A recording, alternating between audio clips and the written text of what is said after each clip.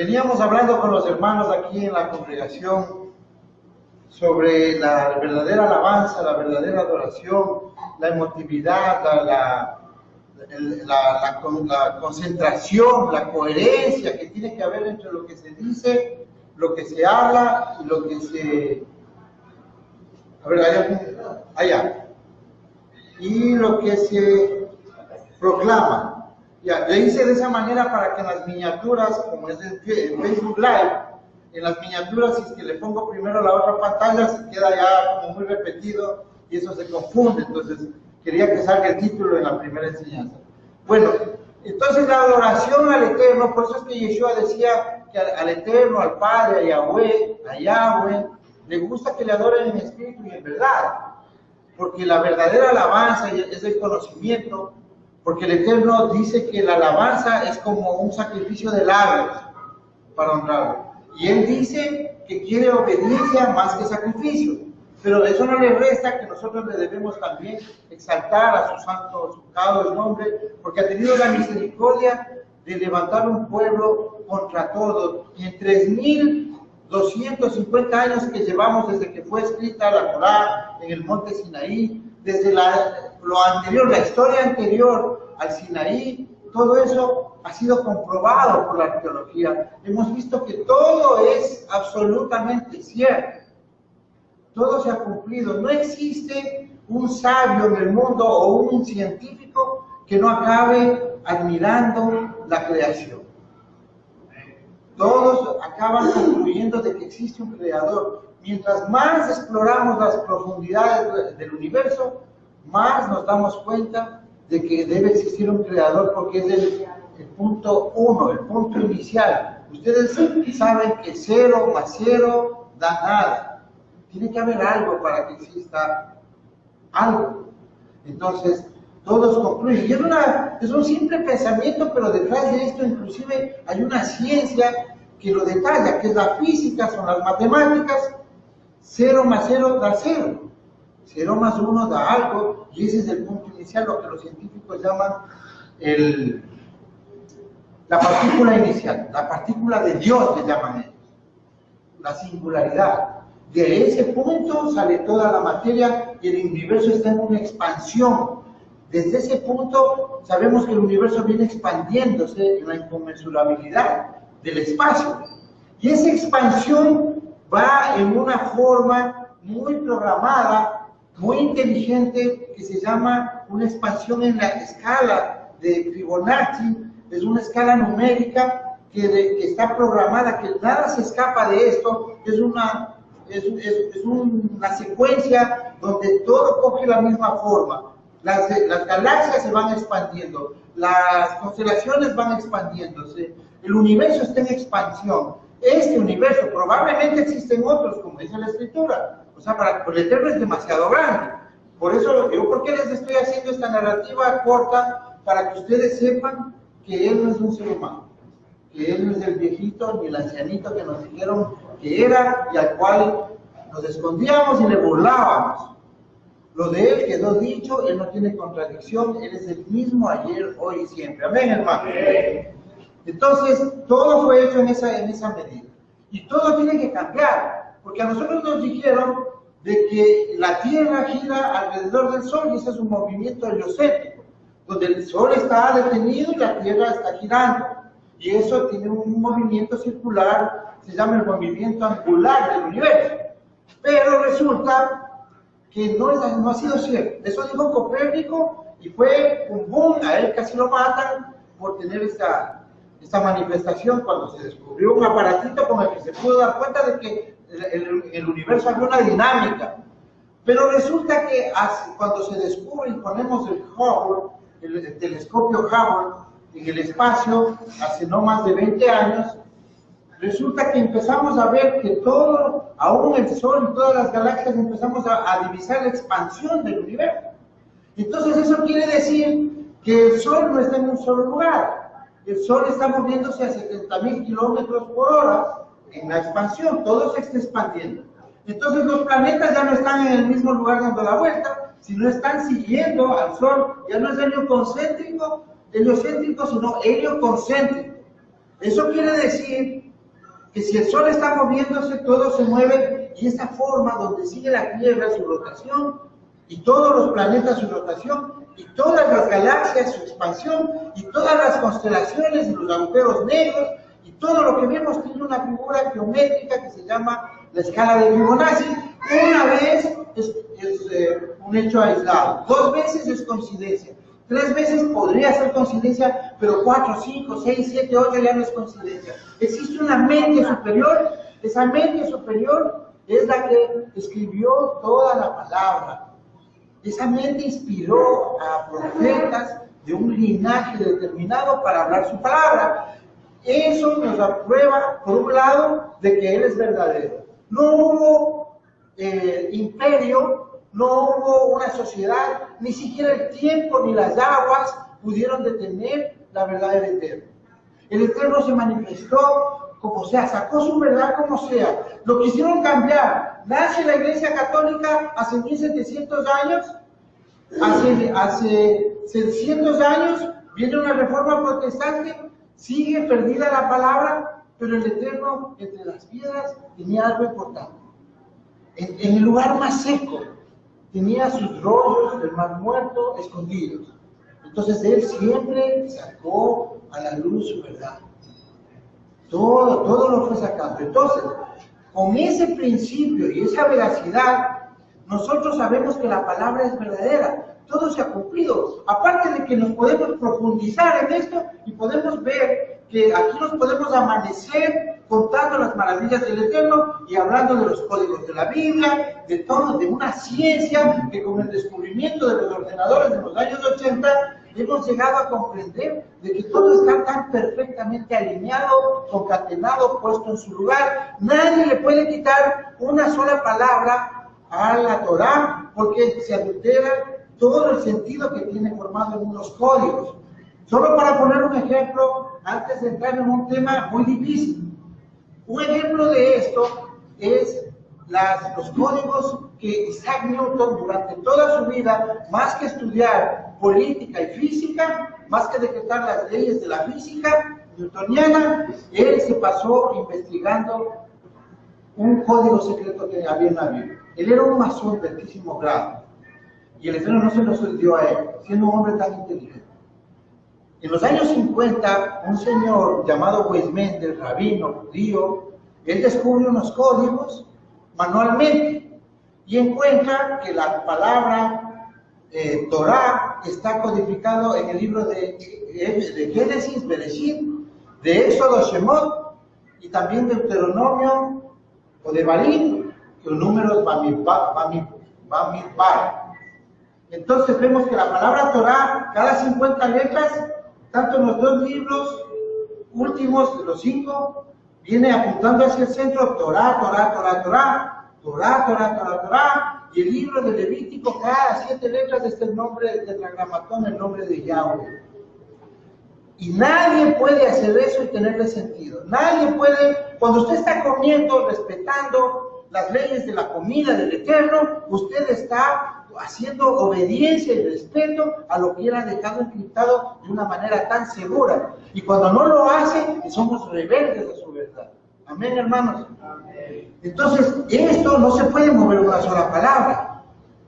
Y no existe un ordenador con todas las computadoras de 6ª, 7ª generación que tenemos hoy que sea capaz de escribir un libro con una palabra cada 7 letras interpuesta ahí. Es imposible. Según los estadísticos, se demoraría 3 millones de años haciendo una secuencia cada segundo para poder escribir un libro y que tenga sentido. Entonces, yo les voy a hablar hoy día de la resurrección. La resurrección es el hecho más comprobado que nosotros, ustedes y yo, podemos tener, y es nuestra esperanza. En ello nosotros hemos afincado todo nuestro porvenir, mientras el mundo espera sus últimos días, se acomodan para pasar sus años dorados, nosotros nos estamos acomodando para comenzar una nueva vida. Amén, hermanos. Por eso es que Yeshua, como ustedes van a ver, habla de la perseverancia. Esta perseverancia es hasta el fin, semana a semana, Shabbat tras Shabbat, mandamiento tras mandamiento, renglón tras renglón, un poquito aquí y un poquito allá. Esto es poco a poco. Y así han pasado 3.248 años desde la entrega de la Torá en el Sinaí. Y hoy, en el final de los tiempos, a ustedes y a mí, el Eterno nos ha levantado en esta generación para ser testigos de la maravilla de ver a nuestro Adón Yeshua venir entre las nubes. No dice sobre las nubes, entre las nubes. Porque Él se manifestó de esa manera, tal como se fue, Él va a venir. Ya hemos argumentado evidencia suficiente como para dudar de que existe una resurrección. Existen testimonios en la Mishnah, existen testimonios en la historia, en la arqueología, de que Yeshua existió. Y es inaudito que unos discípulos se hagan matar, todos, por una mentira. Ellos salieron a enfrentar la muerte, y es histórico porque vemos en la Mishnah a rabinos, tanaítas, hablando de Jacob del Sadik, que es el hermano de Yeshua, el que normalmente decíamos Santiago. Jacob, un grande de la Torá, muy respetado, pero encubiertamente porque él era de la secta de los nazarenos, como son ustedes. Entonces, si ellos fueron testigos, él que comió, vivió, durmió, peleó, lloró junto a Yeshua, se hizo matar por Yeshua y está datado, constatado. Pues sabemos que Kefa, sabemos que Saúl, lo que llamábamos Pablo, ellos murieron de una manera muy dura. Sabemos la muerte de Esteban, sabemos que fue verdad. Acaba de asomar hace no más de un año, una piedra donde está el nombre de Pilatos, para esos que querían negar, especialmente el judío que quería negar la existencia de Pilatos. Está el nombre escrito en una piedra y con las pruebas debidas de la ciencia, está datado que es exactamente del tipo que correspondía. Cuando nosotros miramos las cartas desde una perspectiva cristiana, las cartas de la Biblia, del Nuevo Testamento especialmente, podemos dudar, porque nosotros en esas cartas vemos cosas incoherentes y pensamos que las cartas fueron escritas para Marcelo Espinosa en el siglo XXI, en la comodidad de su computador. Y nos perdemos la esencia de la carta, nos perdemos el destinatario y pensamos que fue para una iglesia que decíamos es la iglesia, es la mía es la única, y nos peleábamos con nuestro vecino diciendo que mi iglesia es la única. Pero resulta que esas cartas tienen un destinatario, como es obvio. Tienen un escritor, un remitente, el cual no se da ni por enterado ni tiene la más mínima idea de que 2000 años más tarde 40.000 denominaciones cristianas descendientes del catolicismo se estén peleando por la paternidad de esa carta. Y digan, es para mí. Cuando la carta de Lucas es escrita al sumo sacerdote del templo, Teófilo Ben Anás. Hechos de los Apóstoles, escrita al mismo Teófilo. O sea, este Lucas no era el médico griego que nos dijeron para decir que todos eran medios griegos. Este Lucas era un israelita. Para que le escriba a un sumo sacerdote del templo, si no se le hubiera matado la risa. No le hubiera recibido. Era un insulto que un gentil quiera enseñarle cosas judías a un sumo sacerdote. Ni siquiera hubiese pasado de la puerta. Debe haber tenido una cercanía para que él se le ocurra escribir una carta. No es que publicó la carta y dijo, en la Reina Valera después de 2000 años la leemos, no. Él escribió una carta personal a alguien. Que eso hoy estemos usando, eso es diferente. Entonces, los discípulos también de Yeshua, como Pedro, dice a las 12 tribus de Israel, como Santiago, Jacob, dice al pueblo escogido, a las 12 tribus de Israel que están en la dispersión. Sale Pablo y sale proclamando el mensaje para las 12 tribus de Israel. Entonces, asoma una entidad que se separa y lo trastorna todo. Y como en su afán de acomodar los tiempos, de acomodar, de inmiscuirse en la promesa, entonces asoma una iglesia que básicamente lo que hace es someter al mundo, al pueblo, hacer denigrar el nombre del Eterno, de cambiar la historia y llevar a que el mundo sea sometido a los patricios y a los monarcas, a los cristos. Los cristos son todos los reyes de griegos. A ellos les llamaban Cristo. O sea, Yeshua no era Cristo, ni traduciendo, porque si traducimos Yeshua el Mesías, Mashiach, del hebreo al griego, vamos a ver que la traducción de Mashiach al griego es Mesías, igual que en español.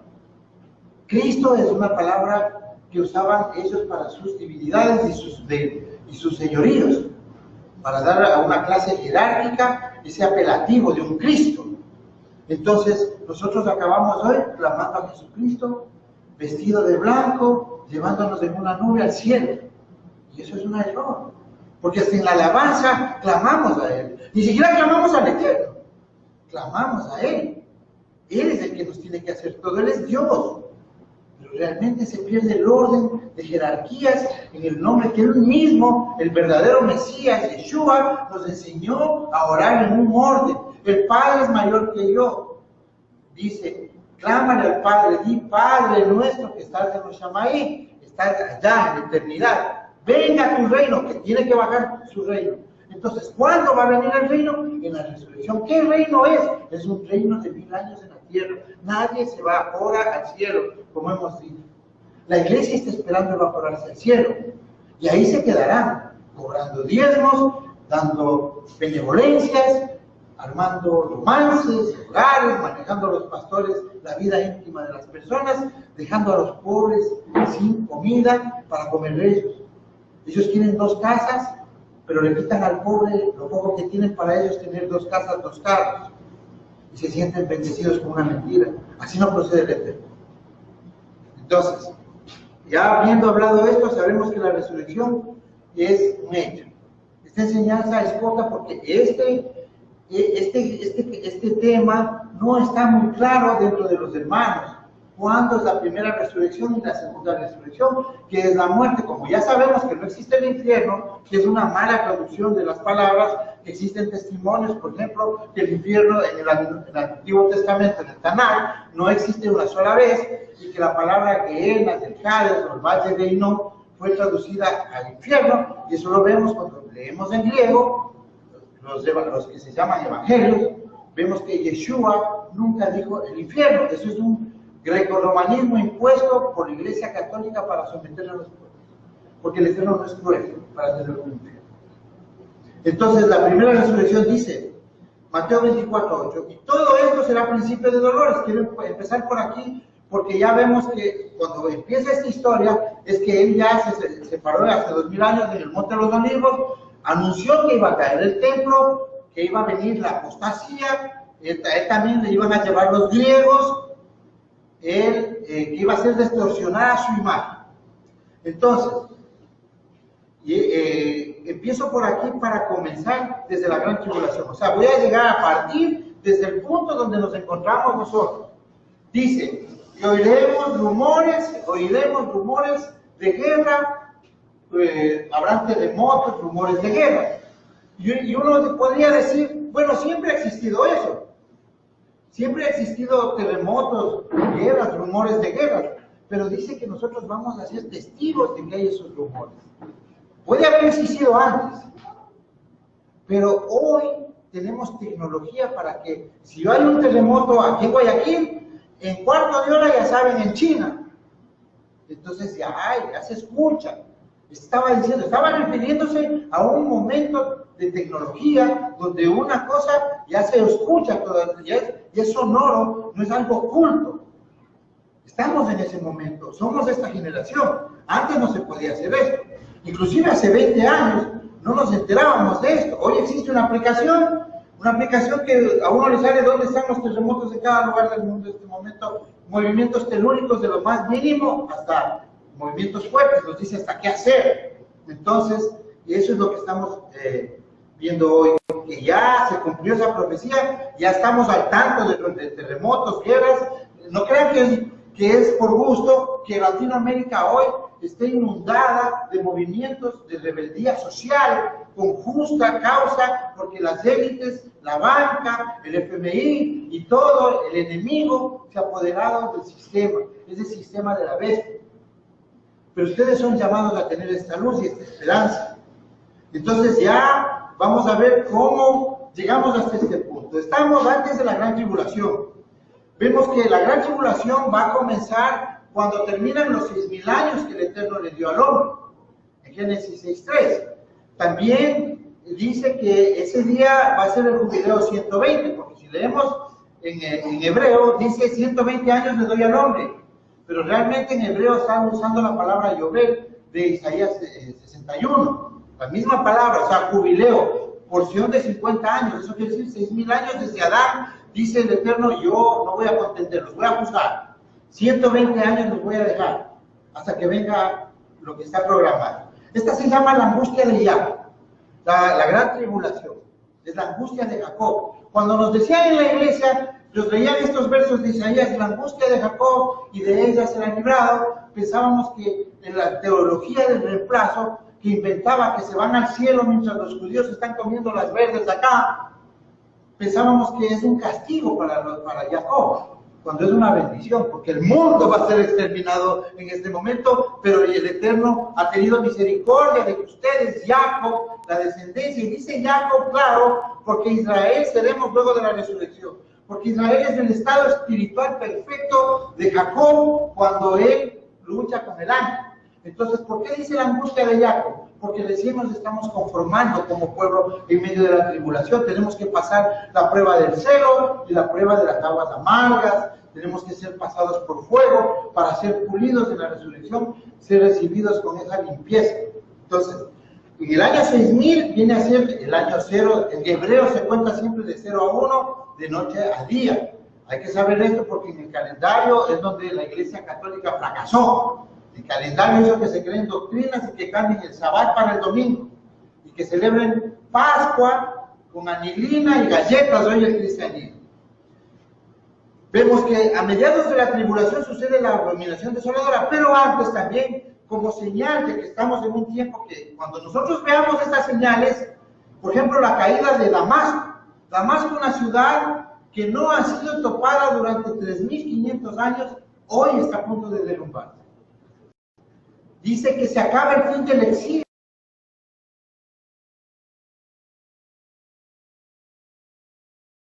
Está regresando a casa como en la parábola del hijo pródigo. Entonces, ahí es lo que verdaderamente Damasco es la ciudad de Damasco en Siria. Es que Babilonia recibió castigo y hubo una profecía contra Babilonia de que no será nunca más reedificada. ¿Por qué? Porque Babilonia se llevó a la casa de Judá al exilio en el año 580. Y de Babilonia, para que haya pruebas, existen unas ruinas, ahí las ruinas de Babilonia, que nunca más fue edificada, como dice la palabra. Y Damasco, como se llevó a las 10 tribus Siria, perdió a las 10 tribus, entonces Damasco, hay una profecía contra Damasco de que tiene que caer también. Y eso no ha pasado todavía. Entonces sabemos que cae Damasco, hay justicia sobre Efraín, porque se los llevó a Efraín, las 10 tribus, y entonces comienza ya el regreso. Comienza el reverdecer de la higuera. Aquí les voy a aclarar a los hermanos que ya están en las raíces hebreas. Tal vez hay hermanos que tienen mucho amor por la tierra de Israel, como la tenemos nosotros, anhelamos de estar en la tierra santa, pero lo que está ahí hoy es una usurpación. Por eso es lo que esta profecía del reverdecer de la higuera, que coincidencialmente, reverdecer de la higuera tiene las mismas siglas de raíces hebreas. El reverdecer de la higuera son las raíces hebreas, hermanos. Hoy está recién reverdeciendo la higuera. No es en 1948. La higuera es Yeshua. No puede entrar una persona sin Yeshua a reverdecer la higuera. Además dice la profecía de Isaías 66:8 que utiliza el sionismo, utiliza la profecía de Isaías 66:8 que dice que cuando Sión estuvo de parto, dio a luz sus hijos. ¿Nacerá una nación en un día? Dice, cuando Sión estuvo de parto, dio a luz sus hijos. Entonces dicen ya, se fundó en 1948 las Naciones Unidas, aprueban Israel y ese día se cumplió la profecía. Eso es falso. Porque esa fundación no significa que está todo Israel. ni que todo, ni que es el reverdecer de la higuera, y esa profecía está hablando de los dolores de parto, y cuando habla en las escrituras, habla Yeshua en Mateo 24, que recién el principio de dolores es cuando veamos estas señales de los terremotos, del reverdecer de la higuera, del comienzo de dolores. Y es hoy el comienzo de dolores. Este es el gran engaño que engañará aún a los escogidos, como dice la palabra del Eterno. Entonces, vemos que existen, según Daniel, según Apocalipsis, 3 años y medio ya cuando comienza el fin del exilio, comienza la gran tribulación, son 7 años. Esto sucede en el año 6000 desde Adán. Resulta que el calendario no lo podemos ajustar por 12, 15 años. El calendario de los judíos caraítas, que no están con tanta influencia de la ortodoxia rabínica y del fariseísmo del primer siglo y del tercer siglo, cuando Gilel II organiza un calendario y él, para los exiliados, entonces se come 210 años. Ellos, los caraítas, no aceptaron eso, ni aceptan el Talmud, ni la Torah oral. Ellos saben que solo hay una Torah escrita, pero ellos no conocen a Yeshua. Ellos saben que estamos cerca del año 6000, decía Adán. Están conscientes. La Torah, como ellos no tienen el Brit Hadashah, el Nuevo Testamento, ellos se pierden exactamente de las concordancias de las profecías de Daniel, porque las profecías de Daniel se pueden entender únicamente con el Apocalipsis y con la modernidad, con el conocimiento de hoy, con los imperios subsecuentes a Daniel, porque Daniel estaba hablando de los imperios que le seguían, y él los vio a los griegos, ya ni a los romanos, pero a él le fueron anticipadas, inclusive el nacimiento del Mesías. Por eso él preservó oro, incienso y mirra, para que 500 años más tarde les lleven al niño Yeshua, y se vaya y sea un hombre de lo que era pobre, sea un hombre rico y sabio, junto a sus padres. Y él nunca fue pobre, el pobrecito que nos pintaron para que nosotros también pongamos la cara de pobrecitos y venga el gobernante de turno y nos agache la cabeza. Eso es lo que hizo el catolicismo. Entonces, a mediados de la tribulación, están muy claras las profecías. No voy a detallar. Sucede algo en el monte del templo. En el monte del templo sucede una abominación desoladora. No se necesita templo, como les decíamos a los hermanos, para que pase esto. Solo se necesita que alguien se pare a hacer una usurpación allá en el monte Moriah, porque es el monte escogido por el Eterno.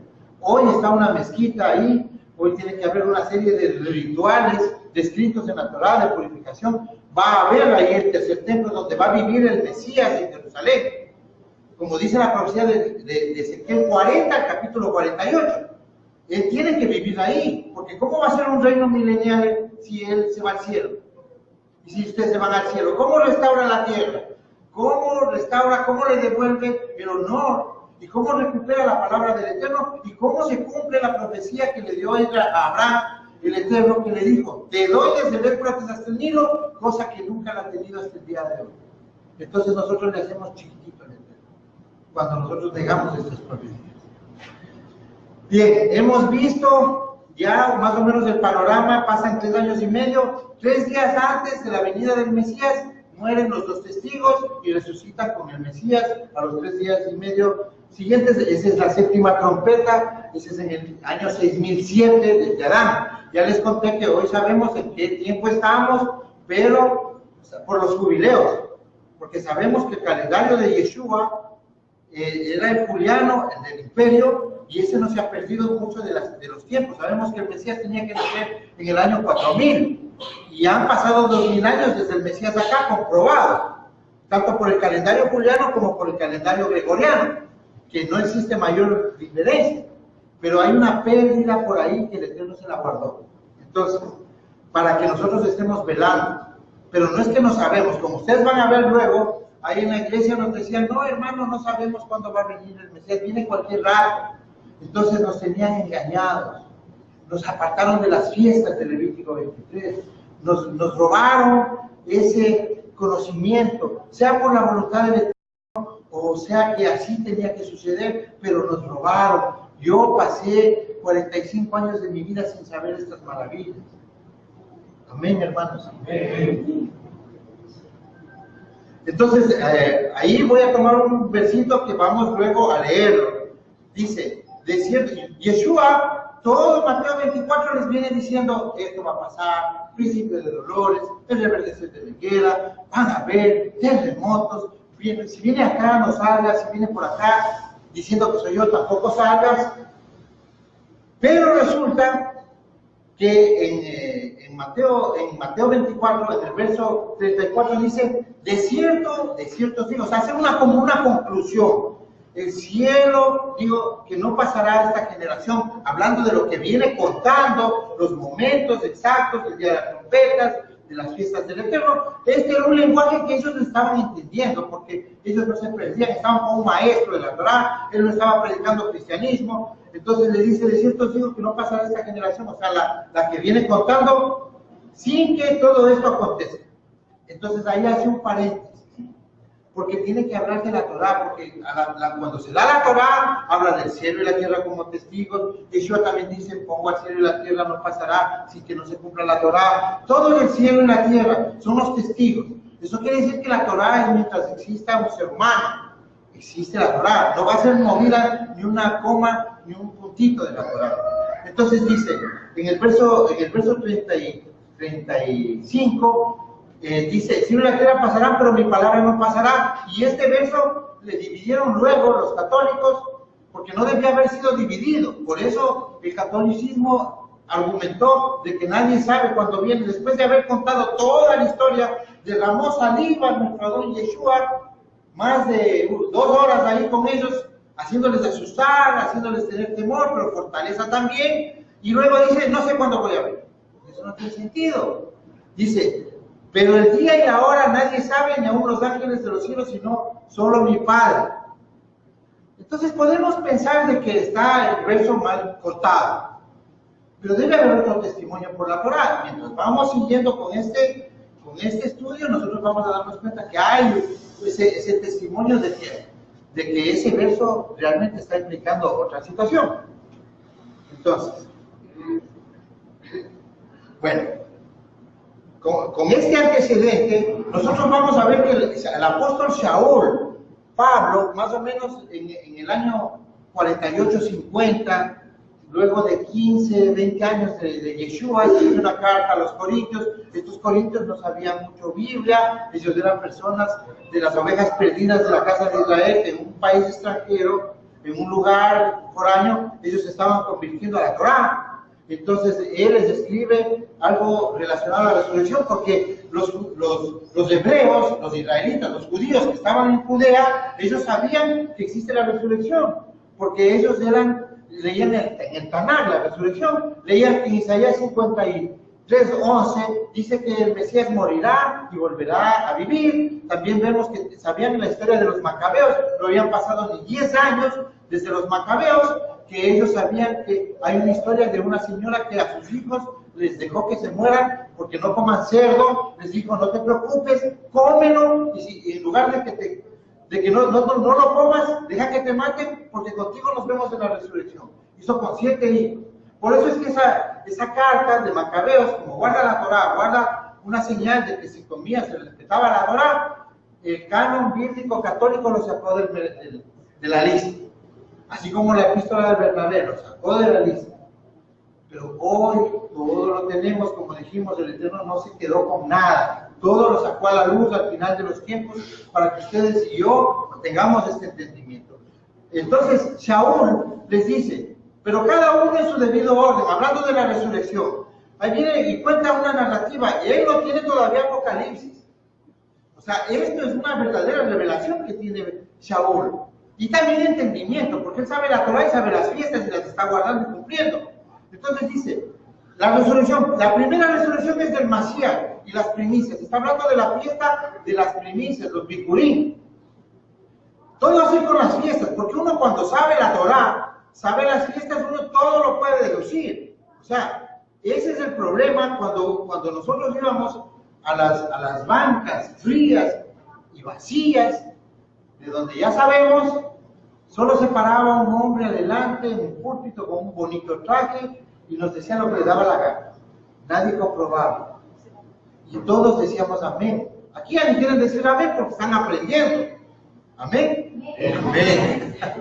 Ya, entonces, hoy nosotros sabemos que una persona que tiene el conocimiento de la Torá, cuando dice algo o está sucediendo algo hasta en la vida de uno relaciona porque son sombras proféticas repetitivas. Y con las fiestas del Eterno todo sucede igualito. Así como los planetas y todo funciona en la misma mecánica, siempre, permanente. Una mente creadora dejó todo hecho. De la misma manera, nuestras vidas giran en torno a las promesas, las profecías del Eterno, porque ese es el patrón de cómo nosotros debemos conocerlo. Eso se llama tener madurez.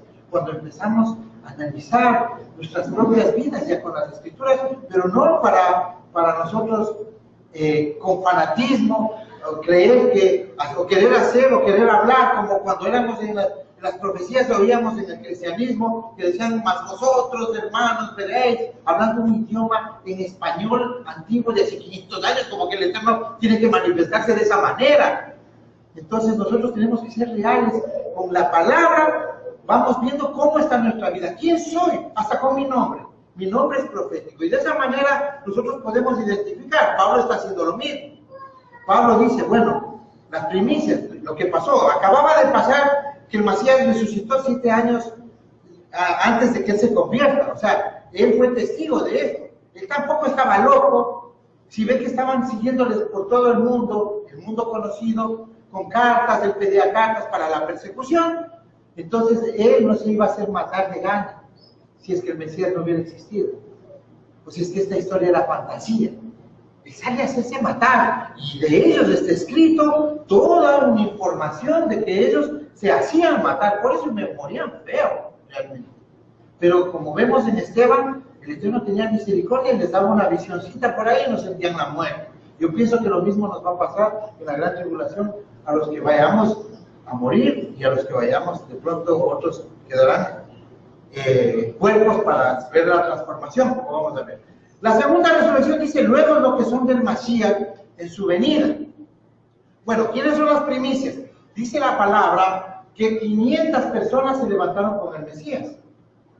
Entonces, de estas 500 personas son un testimonio, porque todo en la Biblia, en la Torá, es con 2 o más testigos. Entonces, ellos fueron testimonio. Ellos no es que hoy están resucitados, no. Ellos fueron para una resurrección como la hizo Lázaro. ¿Ya? Por eso es que ahí no se levantó Abraham, ni se levantó Isaac y Jacob. Ellos van para nuestra resurrección, porque murieron en el Mesías. Ellos fueron de pronto muertos que murieron recién, en esos días. Entonces se levantaron como testimonio, porque es una resurrección y ellos vuelven a tener un cuerpo no glorioso, sino una vuelta a la vida. Entonces, dice que las primicias, esas son las fiestas de las primicias. Cuando nosotros hablamos de las fiestas de la hermana, que más o menos no nos puede comprender mucho el tema, porque las fiestas son de Levítico 23. Cuando negamos la Torá, lo que ha pasado en las iglesias donde estábamos, no se hablaba de fiestas. Entonces nosotros no sabemos qué es lo que simbolizaba, porque Pablo dice en Efesios que las fiestas son sombras proféticas, no sombras oscuras, malas, sino son repeticiones de cosas buenas por venir. Entonces, con las fiestas, Pablo, así como nosotros decíamos, se da cuenta de cómo son las resurrecciones. Dice, en la fiesta de las trompetas dice, los que son del Mashiach en su venida, o sea, eso vamos nosotros, esta es la segunda resurrección. Luego el fin, dice, cuando entregue el reino al Elohim Padre, cuando haya suprimido todo dominio, toda autoridad y potencia. Entonces, luego del milenio del reino, la tierra se restaura, o sea, no se trata solo de restaurar la tierra, sino de castigar al adversario. Esto es una historia milenaria, no digamos milenaria, sino de millones de años, porque vemos que desde Génesis hasta Apocalipsis hay una historia contra Satanás, contra el adversario. Esa es la razón de estar el hombre en el Edén, para hacer juicio a él. Entonces, al final del milenio, él suprime ya a ese rebelde que se rebeló con la tercera parte de las estrellas del cielo, que de pronto, como hablamos en la conferencia de los ovnis, de pronto ellos son su subcreación, que de hecho existen. Entonces vamos cuadrando las cosas, porque estas cosas sí son para nosotros hoy, en el siglo XXI.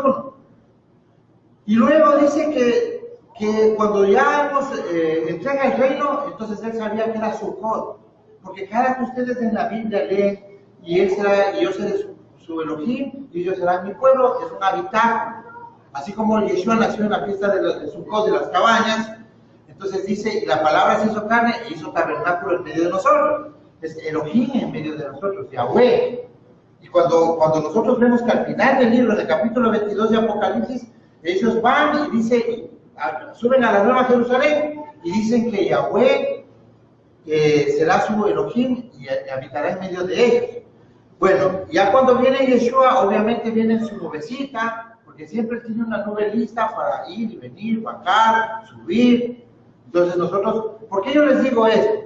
Porque no debemos perder esa figura de realidad de este evento, porque nosotros no podemos alegorizar o fantasear o hacernos una película de Hollywood con esta historia. El Mesías va a venir en una nube, pero esa nube es algo que lo transporta. Tenemos que estar claros. O sea, eso funciona así, porque así funciona el mundo, así funciona el cosmos, así funciona el universo, y Él viene como la parte humana que le corresponde tener hoy a Él, porque Él tiene hoy esa parte humana, Él es espíritu, Él hizo, y les dice, se hizo tocar, y dijo, tócame, no soy un espíritu. Entonces Él tiene que hacer todo esto. Tendrá mil tecnologías, pero Él tiene que manejarse bajo una mecánica y una dinámica en el universo. Pero Él es el más poderoso, eso sí no nos cabe duda, la palabra lo dice, y hoy cuando se someten los demonios lo comprueban. Amén, hermanos. Entonces Él baja en su nube y vemos que ¿quiénes son los que van a primera resurrección? Porque hay dos resurrecciones. Ya vimos que la primera resurrección del Mesías, Él es la primicia, ya resucitó hace 2000 años con unos cuantos puñados de personas, que son los primeros frutos de la resurrección, en una fiesta de los primeros frutos. Ahora viene la primera resurrección que se conoce, la del Mesías.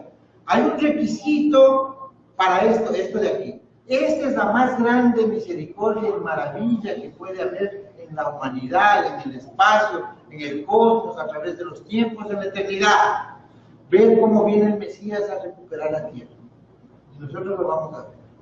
Porque tiene que haber, porque hay la maldad. Están estas entidades, este adversario ocupado, todas las instancias del gobierno mundial, y no solo del gobierno mundial, parece que hay algo allá afuera también que tiene un dominio sobre el universo. Entonces, Él tiene que venir a poner orden y comienza por la tierra. Entonces vemos que en el segundo Apocalipsis 12, 17 dice, entonces el dragón se enfureció contra la mujer. Acordémonos que la mujer es la simiente que sale de Eva, limpia, pura, porque el Eterno mira a Adán cuando lo da forma y lo hace, toma a un hombre y le llena, le insufla su energía vital, su rúa, y ahí él le dice, ¿cómo te escojo? Hay un idóneo, dice, no he encontrado, o sea, si estaba buscando. Si estaba buscando el Eterno, quiere decir que había otras mujeres. A veces se quieren romper la cabeza diciendo, ¿cuál es la mujer de Caín? Él salió y tomó de un Australopithecus, de un Homo sapiens, por ahí. Eso es lo más obvio. Es un hombre animal. Y la Biblia habla de hombres animales. La cosa es tener un linaje puro, y el linaje de la mujer es de Eva. Entonces, esa es otra enseñanza que el hermano nos va a compartir. Es la de las dos simientes. Porque el Eterno saca de su misma esencia a Adán, una mujer, entonces linaje puro.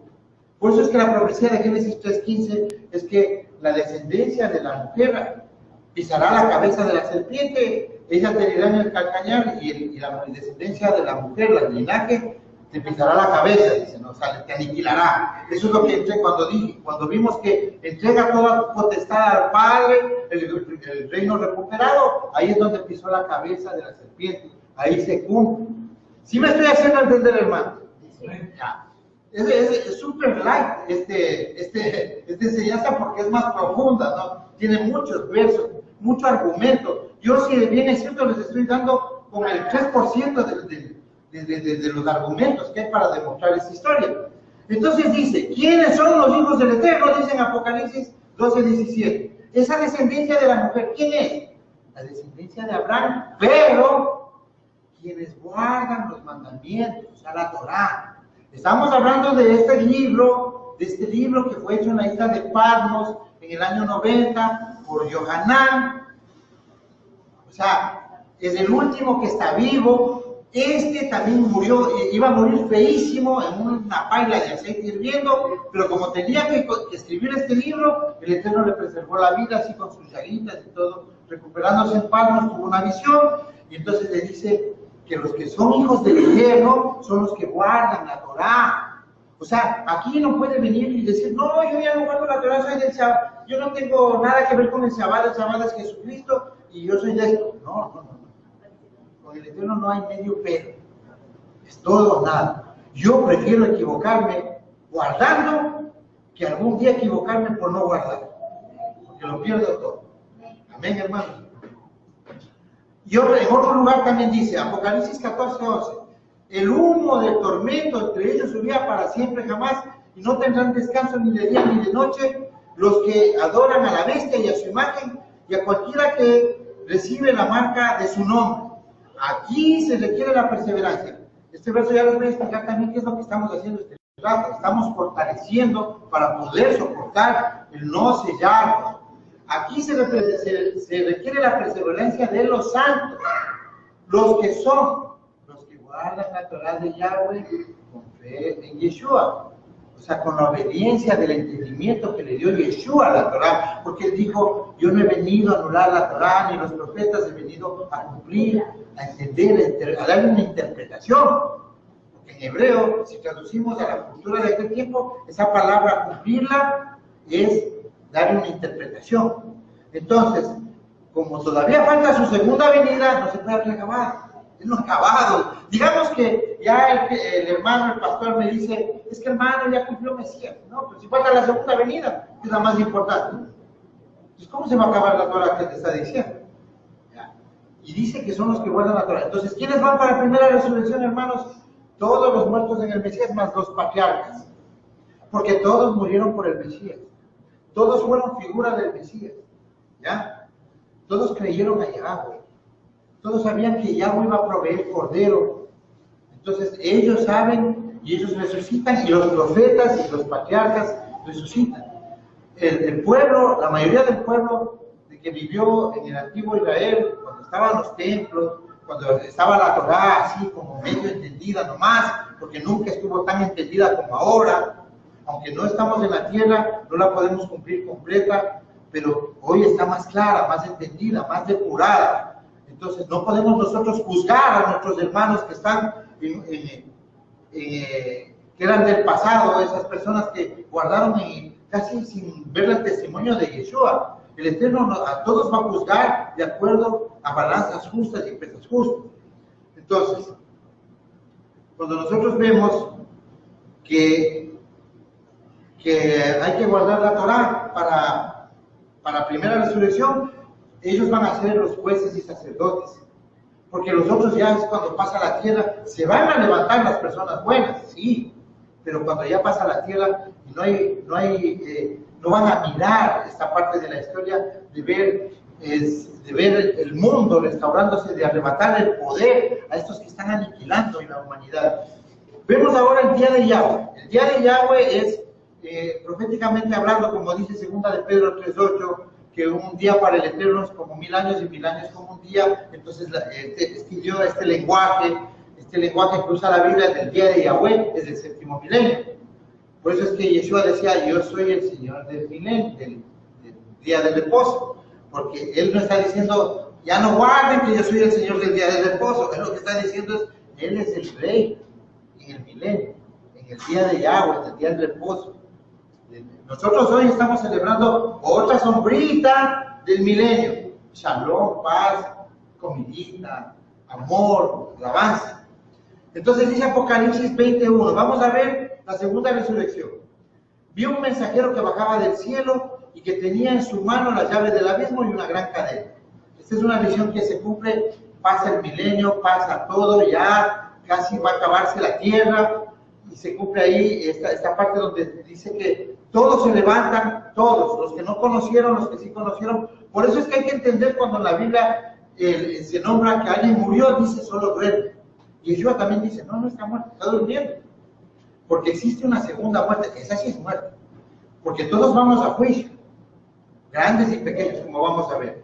Él prendió al dragón tomó aquella serpiente antigua a quien el acusador y el adversario y lo ató por 1000 años. O sea, esto es literal, 1000 años son literales porque está hablando del día de Yahweh milenial.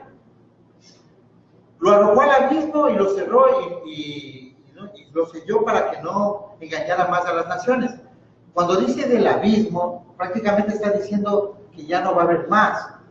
Y aquí mismo explica en unos versos posteriores. Hasta que no cumplieran 1000 años otra vez. Después de esto, es necesario que se desate por un poco de tiempo. Vi tronos y se sentaron sobre ellos y se les concedió hacer juicio. Estos son los tronos de ustedes. Y vi vivos y a los inmolados por causa del testimonio de Yeshua y por la palabra de Yahweh, por la Torah. O sea, aquí está haciendo un recuento al final del milenio de que, estos son ustedes, estos son los que murieron a causa de la Torah y del testimonio de Yeshua. Eso está diciendo. Ellos no habían adorado a la bestia ni a su imagen, ni a su marca, ni tampoco recibieron esa marca en sus frentes ni en sus manos. Ellos volvieron a vivir y reinaron con el Mashiach por 1000 años. Vuelve a decir 1000 años. No podemos alegorizar eso. Pero los demás muertos no volvieron a vivir, sino hasta que se cumplieran otra vez los 1000 años. Esta es la segunda resurrección. ¿Ya? Esta es la primera resurrección, la del Mashiach. Los otros van a segunda resurrección. En Apocalipsis 20:11 dice, y vi un gran trono blanco que estaba el verso 6. Cuando dice, huyeron el cielo y la tierra, o sea, ya pasa el milenio, y dice, huyeron el cielo y la tierra. ¿Qué está diciendo? Lo que decíamos en este verso, que esa parte de Mateo 24, que se va a acabar el cielo y la tierra. Y esa parte, esa fecha, solo sabe el Eterno. Dice, huyeron el cielo y la tierra y ningún lugar se halló para ellos. Cuando el mar vomita, dice en otras versiones, vomita a grandes y chicos, a sus muertos, y resucitan todos para ver el juicio del trono blanco. Dice que fueron abiertos los libros de sus obras. O sea, aquí no se les va a juzgar por guardar la Torah, se les va a juzgar, por ejemplo, a nuestros padres, por sus buenas obras. Eso va a ser muy, muy fuerte, va a pesar. Mayoritariamente casi todos van a entrar. ¿Por qué? Porque la maldad es la que está haciendo hoy la simiente del maligno. Esa es la verdadera maldad. Lo que hacen hoy las monarquías, el imperio, el sistema de la bestia, los gobiernos, las leyes, cómo son forjadas para su conveniencia. Y dice que va a pagar a cada uno según sus obras. Entonces ahí dice, y la segunda muerte y la fosa las lanzaron al lago de fuego. Esta es la segunda muerte, el lago de fuego. O sea, aquí me di cuenta que con esto no es necesario ni explicar. Dice que la segunda muerte es el lago de fuego. Es una figura de un lenguaje, que acordémonos, estamos hablando de hace 2000 años de una carta que no era para nosotros, pero que nosotros la tenemos que entender. Es más, el Apocalipsis, yo no me atrevo mucho así a profundizar en esto, porque el Apocalipsis es un libro que específicamente, aparte de esta pincelada, no le podemos meter mucho estudio porque eso es como un documento que nosotros vamos a ir develándolo mientras van pasando los eventos. Es nuestra guía. Con esto, el Eterno está encriptando un conocimiento que si el adversario entiende Apocalipsis, créame que no va a pasar. Tiene que haber algo escondido. O sea, cuando una persona se equivoca predicando el Apocalipsis, es normal. Es normal. No, yo no me puedo equivocar en algo, por ejemplo. Hermana, no guarde esa tranquila, no se preocupe. Eso sí es una blasfemia. Eso es un pecadazo. Pecado de esos graves. Pero puedo equivocarme de pronto dándole un entendimiento al Apocalipsis, porque es algo de escudriñar, y especialmente solo uno se va a dar cuenta en el momento preciso. Un predicador que se mete a predicar el Apocalipsis acaba un poquito mal.